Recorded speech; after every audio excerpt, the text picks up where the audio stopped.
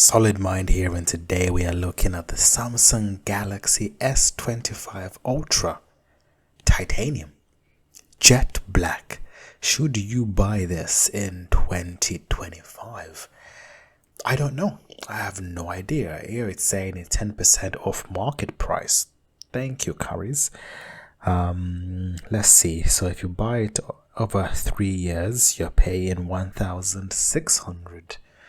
Okay, that's fine. 24 months, 1,400. 12 months, 1,200. Okay, that's a little bit spicy. Let's have a look at some of the photos that is there. Okay, it's a beautiful phone. Those look like they're bulging out a little bit. It's not too bad. Can we see these little photos? Okay, that's not bad. S Pen, not bad. It looks beautiful. It looks like very rectangular, rounded edges. So not complaining so far. Alrighty. So what else are we looking at here? So it's Android 14, which is fine. It has Galaxy AI, which I actually like. When the Galaxy S23 Ultra came out, I was one of the first people when the embargo, before the embargo actually, to have hands-on access. Samsung came to us and gave us confidential information regarding the phones. Now I can share it because it's past the embargo. I can't even speak properly today. So I saw this before it was released, the S23, now the 25, and we tested Galaxy AI in its early stages, and it was game changing. So I know for a fact this is better than the Apple Intelligence currently. So that's not a bad thing. 6.9 inch, which is massive. Back in the day, 7 inches was a tablet.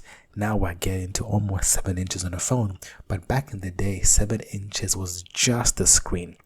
Now 7 inches is the entire phone now. So technically we're still within the old aspect. We're still within like a reasonable standard. But it's just not really like... It's a big phone, basically. It's a very big phone. What else is there? 5,000 milliamp battery. That is really good. 12 megapixel front camera. This is what I mean. It's not about having like a 18, 35, 50 megapixel camera that makes a difference. If you have ever done photography, you will know the megapixel count only matters when you're zooming in or blowing something up in terms of making it bigger on a bigger screen, or maybe like a bigger print. On a normal phone, 12 megapixels is plenty, it's fine, because it's more than just the megapixels. What else is in there? Okay, some really 200 megapixel camera. You know what? After like 48 megapixels, I don't think it actually matters. When you start getting to 200 megapixels, that's like ultra zoom. Like you're gonna zoom into like someone's soul. You know, that's a little bit high of a zoom. But yeah, this phone looks good so far. You can buy some accessories. I keep forgetting. Phones don't come with charging bricks anymore. You have to buy them 44 quid for a charging brick. You're having a laugh. Case 29 pound, whatever, that's fine. So let's look at some of the features. Okay, this doesn't really help me. Let me go into the specific specifications of it. Okay, so it's dual SIM. So you can do a dual nano SIM and dual eSIM. But this is amazing. Like some people have more than one SIM. One for business, one for personal use.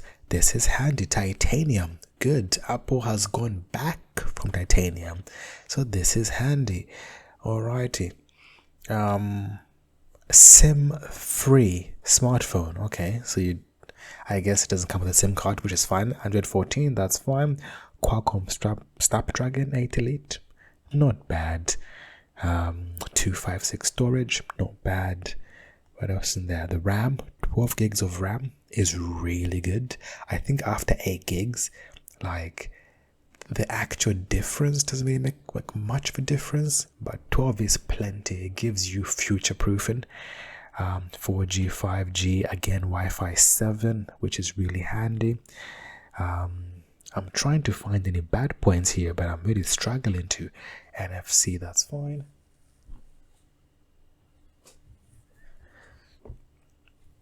Wi-Fi hotspot and tethering, obviously that's standard.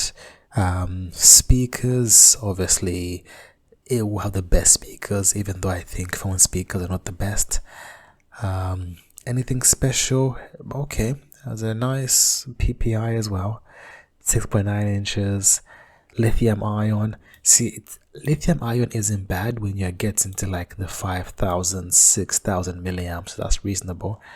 In the box you get an ejector pin, warranty card, quick start guide, charging cable, and the phone. See, Apple only gives you 1 year's manufacturer guarantee, whereas Samsung's giving you 2 years. So that's really, really handy. So if the phone breaks in a way that it's not meant to break, happy days. For example, looking at the iPhone Air, and you only get 4K recording. Here you get 8K 30 FPS on both front and rear. This is a no-brainer. You know what, I'm an Android person, so I can't really complain. This is classic features, fast charging, wireless charging, which is fine. Wireless power share, which currently the iPhone 16 or the iPhone Air doesn't have. Titanium frame, which is handy. IP68, that's standard. Fingerprints. Hold on. Fingerprint scanner and facial scanner. You know, I keep forgetting. I'm so used to Face ID, so that's really handy having the fingerprint scanner. Any reviews? No reviews. Deliveries. There we go. So let's finish this off. Should you guys buy this phone? Yes. Thanks for watching. Subscribe.